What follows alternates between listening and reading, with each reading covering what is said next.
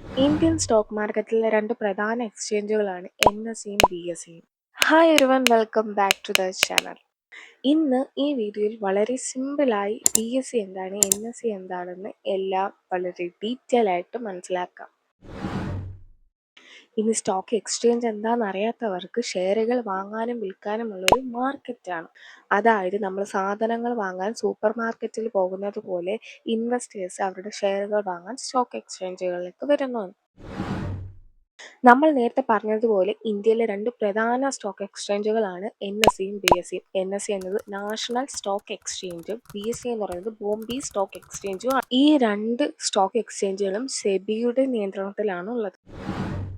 ഇനി NSEയുടെയും BSEയുടെയും ഒരു short history ഒന്ന് പരിശോധിച്ച് നോക്കിക്കഴിഞ്ഞാൽ, ബോംബെ സ്റ്റോക്ക് എക്സ്ചേഞ്ച് ജൂലൈ 9, 1875 സ്ഥാപിതമായതും ഏഷ്യയിലെ ഏറ്റവും പഴക്കം ചെന്നതും ലോകത്തിലെ മുൻനിര സ്റ്റോക്ക് എക്സ്ചേഞ്ചുകളിൽ ഒന്നുമാണ് BSE. ഇനി NSEയുടെ കാര്യം നോക്കിക്കഴിഞ്ഞാൽ 1992 സ്റ്റാർട്ട് ചെയ്ത് ഇന്ത്യയിലെ ആദ്യത്തെ മോഡേൺ ഇലക്ട്രോണിക് ട്രേഡിംഗ് സിസ്റ്റം കൂടിയാണ് NSE. ഇനി ഇത് തമ്മിലുള്ള ഡിഫറൻസ് എന്താണെന്ന് നോക്കിയാൽ, NSEയിൽ ട്രേഡിംഗ് വോളിയം വളരെ കൂടുതലാണ്, എന്നാൽ BSEയിൽ കുറച്ച് വോളിയമേ ഉള്ളൂ. അതിനാൽ ട്രേഡ് എക്സിക്യൂട്ട് ചെയ്യാൻ NSE ആണ് ഫാസ്റ്റ്. ഇനി ലിക്വിഡിറ്റിയുടെ കാര്യം നോക്കിക്കഴിഞ്ഞാൽ NSEയിലാണെങ്കിൽ ഹൈ ലിക്വിഡിറ്റി ആണ് ഉള്ളത്, കാരണം അവിടെ വാങ്ങാനും വിൽക്കാനും കൂടുതൽ ആളുകളുണ്ട്. എന്നാൽ BSEക്ക് മോഡറേറ്റ് ലിക്വിഡിറ്റി ആണുള്ളത്. BSE സെൻസെക്സിലും 30 കമ്പനികളും NSEയിൽ നിഫ്റ്റി 50 കമ്പനികളുമാണ് ഉള്ളത്. അതായത് സെൻസെക്സിൽ ടോപ്പ് 30 കമ്പനികളെ ബേസ് ചെയ്തും എന്നാൽ നിഫ്റ്റി 50യിൽ ടോപ്പ് 50 കമ്പനികളാണ് ഉൾപ്പെടുന്നത്. ഇത് രണ്ടും ഇന്ത്യൻ എക്കണോമിക്കിന്റെ ശക്തിയാണെന്നും പറയാം.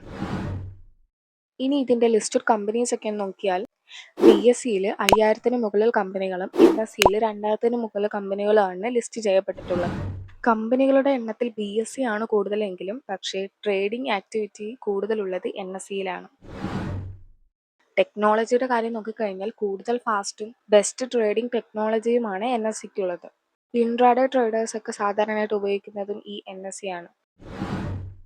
ഇനി ബിഗിനർ ആയവർ ഏത് ഉപയോഗിക്കണമെന്ന് നോക്കിയാൽ, ബിഗിനർ ആണെങ്കിലും അല്ലെങ്കിലും ഇൻട്രാഡേ ട്രേഡർ ആണെങ്കിലും NSE ആണ് ബെസ്റ്റ്. കാരണം വോളിയം കൂടുതലും ലിക്വിഡിറ്റിയും കൂടുതലുമാണ്. അതുകൊണ്ട് തന്നെ നമുക്ക് ട്രേഡിംഗ് ചെയ്യാനൊക്കെ എളുപ്പമായിരിക്കും. പക്ഷെ ചില കമ്പനികൾ BSEയിൽ മാത്രമാണ് ലിസ്റ്റ് ചെയ്തിരിക്കുന്നത്. അപ്പോൾ നമ്മൾ BSEയും യൂസ് ചെയ്യണം. രണ്ടും ഒരേ സമയം യൂസ് ചെയ്യാൻ പറ്റുമോ എന്ന് ചോദിച്ചാൽ പറ്റും. ഒരു ഡിമാറ്റ് അക്കൗണ്ട് കൊണ്ട് തന്നെ നിങ്ങൾക്ക് NSEയിലും BSEയിലും ട്രേഡ് ചെയ്യാൻ പറ്റും.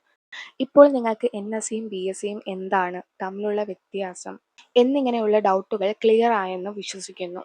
ഈ വീഡിയോ നിങ്ങൾക്ക് ഇഷ്ടപ്പെട്ടാൽ ലൈക്ക് ചെയ്യാനും ഷെയർ ചെയ്യാനും കൂടുതൽ ഫൈനാൻഷ്യൽ അറിവുകൾക്കായി സബ്സ്ക്രൈബ് ചെയ്യാനും മറക്കരുത്.